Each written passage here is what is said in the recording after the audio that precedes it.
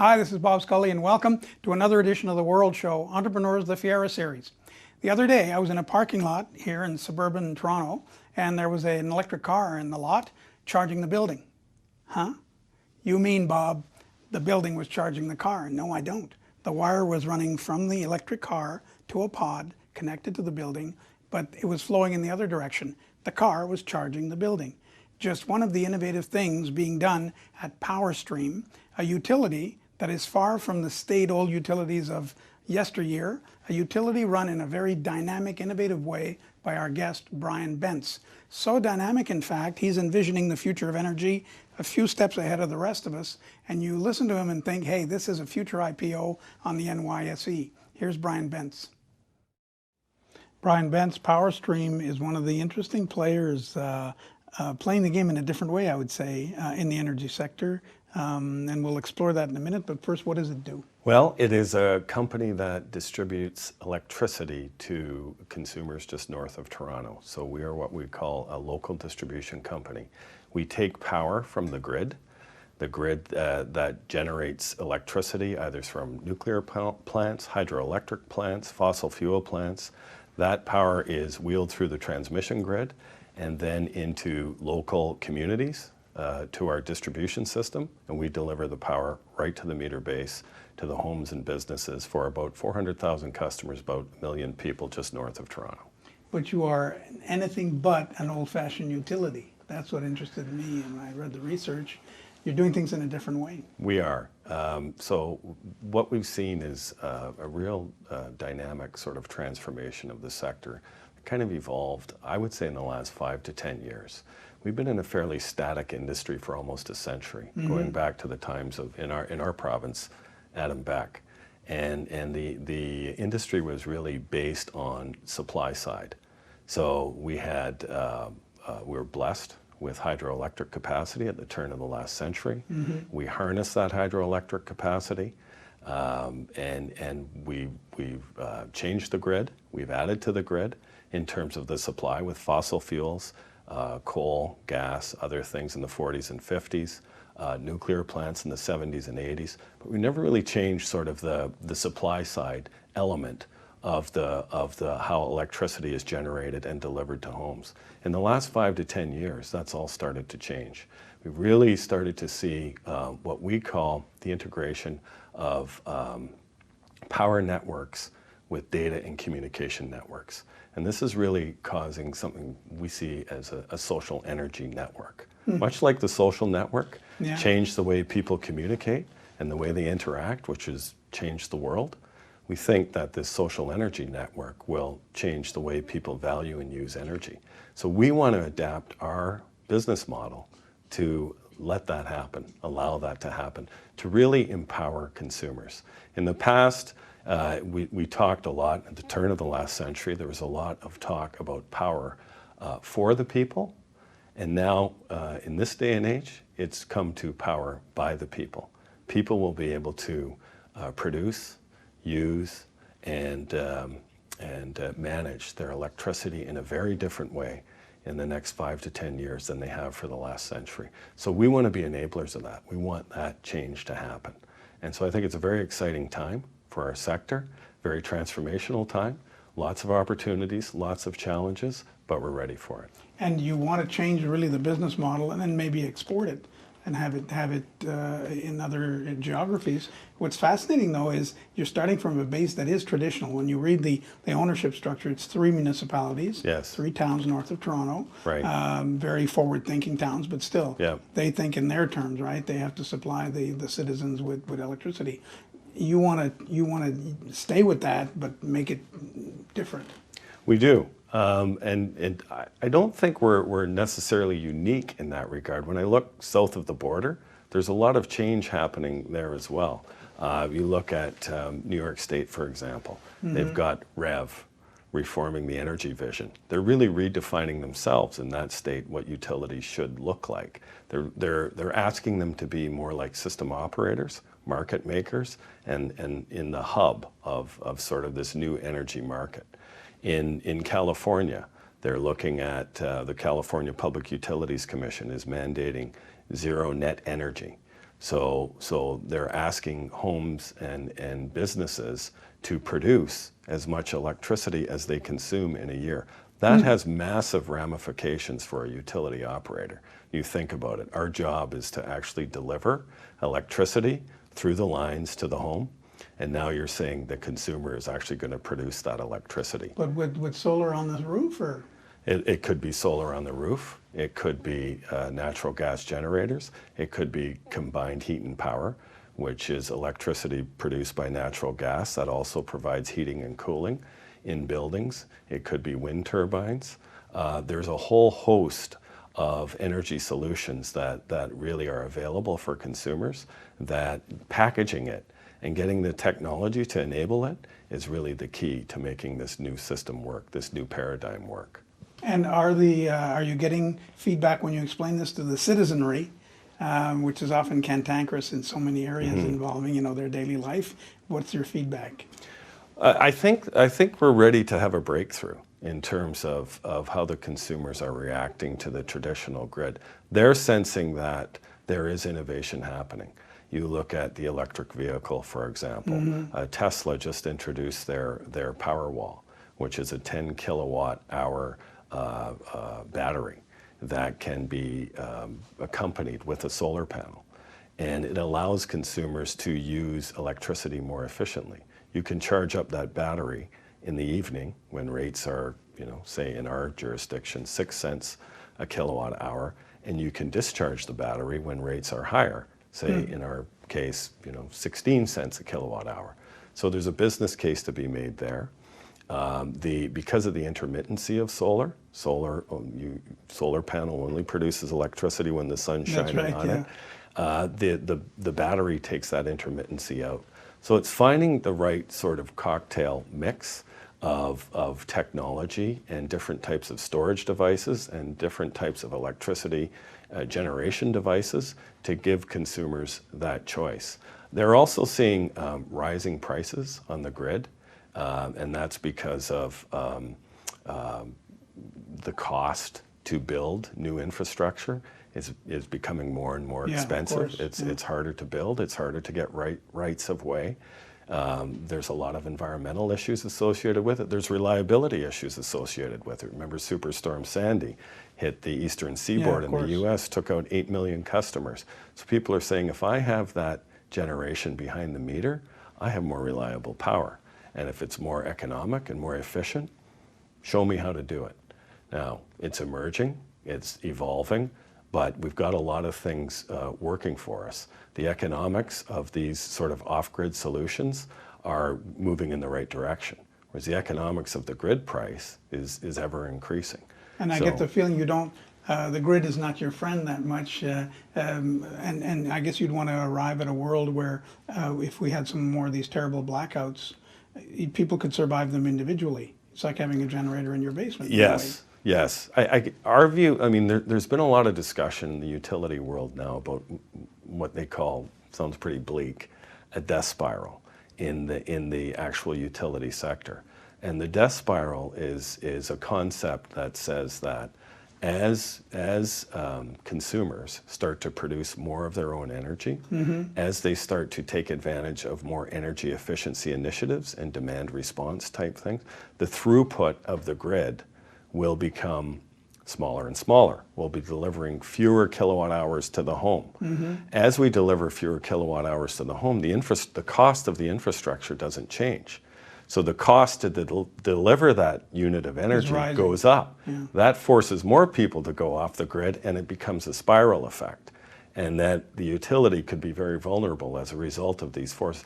I don't subscribe to that theory. I actually think that there will be an equilibrium that will be developed between off-grid and on-grid solutions, and that it's really an opportunity for the utility to try and optimize what that sort of marriage of these two worlds will look like. But I guess from the point of view of a conventional, old-fashioned, hidebound utility, none of this is good news. It's trouble on the horizon. It's competition. Absolutely. And we've seen this movie before. I think we are where telecommunications was maybe 20, 30 years ago, where we had a lot of copper-based telecommunication. We have wireless. I'm not saying we have wireless power delivery, but we had a new paradigm. Utilities, telephone companies had to reposition themselves to become communication companies. Definitely. Yeah. So it's a similar kind of thing that we're seeing here, that if you don't adapt, you could be very vulnerable. And I think it really is an age of innovation and entrepreneurialism in the electricity sector. I think it's going to require massive investment as we transition from the old model of delivery to the new model of delivery, and empower those consumers to take control of their energy consumption. And I think it's very exciting, actually. It is exciting, but again, to get back to my conventional granddaddy utility, Yes. they must see you as an upstart, and it must make them impatient. Yeah, I think some of the sort of existing owners, utility operators, have not necessarily embraced this concept. My view is, they may do that at their peril, and time will tell. But the things that we saw in terms of consumers' rights, consumer empowerment, technological innovation, all of these things, and decentralized power generation, we thought these things 5 years ago would happen at a certain pace. They've actually happened a lot more quickly. Yes. You see true. what, again, companies like Tesla are doing with that battery storage device. They actually want to proliferate that technology, make it ubiquitous, and actually replace the existing grid with solar and battery storage. So it is a totally new paradigm here. It's the battery-powered home. It's the battery-powered home. You know, It when really you is. saw it, it's really Yes. incredible. And things working dynamically together. We talked about Nissan, for example, and V2G technology. So you can charge the battery in the car, and that makes your car go. You can also, when you're not using it, or you have surplus power, you can plug the car into the home, reverse the power flow in the car, and then it becomes generating as well. All of these systems have to work dynamically together in order to provide the optimum efficiency. And I can see a scenario, this is just a scenario, where if you succeed in doing that, you will have the business model. If your territory starts to do this kind of thing, then you take back ownership from these 3 cities and go public. How about it? I mean, Well, it's an interesting vision. Actually, I do think the critical success factors for our business are innovation. We need innovation, so we have to build, the better mousetrap. We need scale, so we can get our per unit operating costs down. And we're looking at, I said we're 400,000 customers. I'm hoping we'll be closer to 1 million customers by the end of the year, because we're working on a merger as we speak. And I think access to capital issues, whether it's private sector investment, I think that's a trend that you'll see increasing in the sort of traditional power delivery system. And do you have borrowing power, or it's the cities that No, do it for you? we have our own balance sheet. We raise our own debt. So the issue of being able to raise debt financing in the capital markets is not a big issue for us. We're not highly leveraged. We have a deemed capital structure through our regulator. The issue is making sure you got equity that matches the debt, so you can maintain your capital structure. Your client base would be your equity, in a sense. Yes. Your customer base. So this is where what we're finding is governments don't necessarily have the money to invest the new capital into these businesses. And that's why the province of Ontario here is looking at divesting its ownership in Hydro One.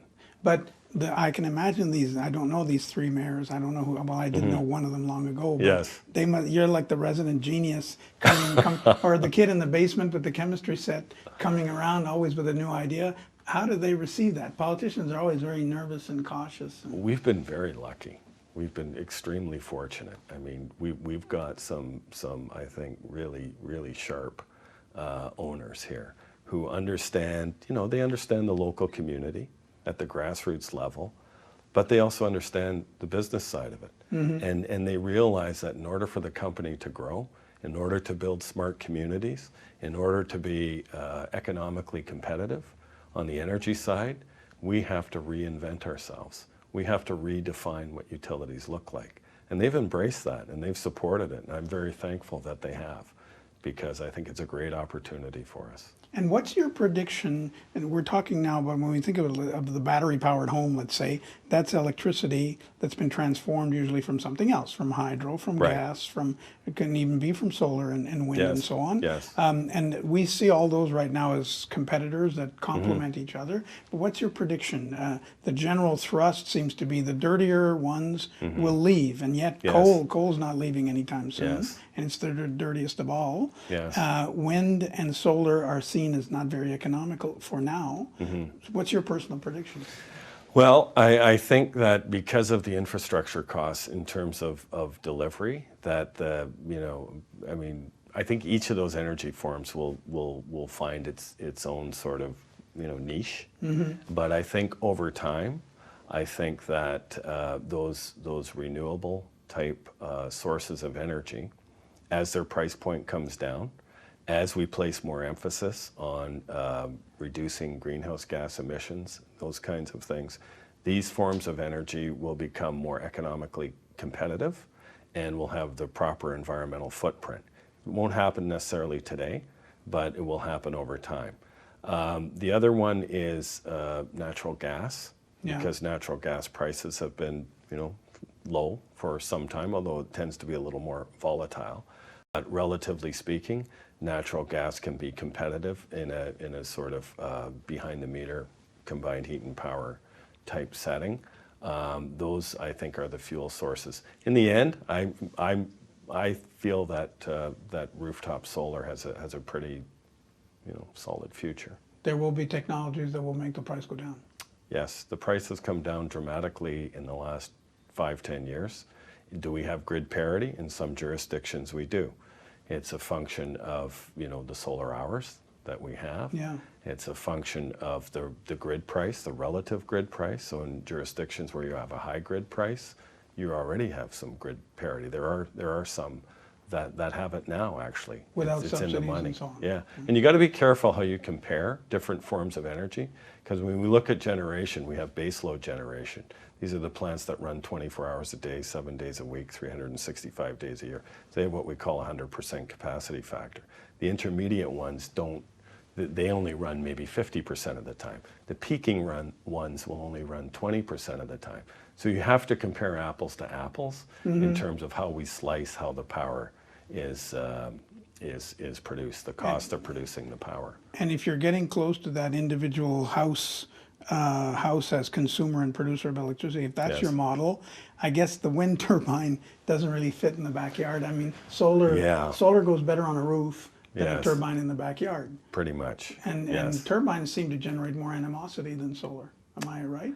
Yeah. Community yes. We've seen that certainly here in terms of local communities sort of reacting to large wind farms. But there's a case to be made for wind power as well. I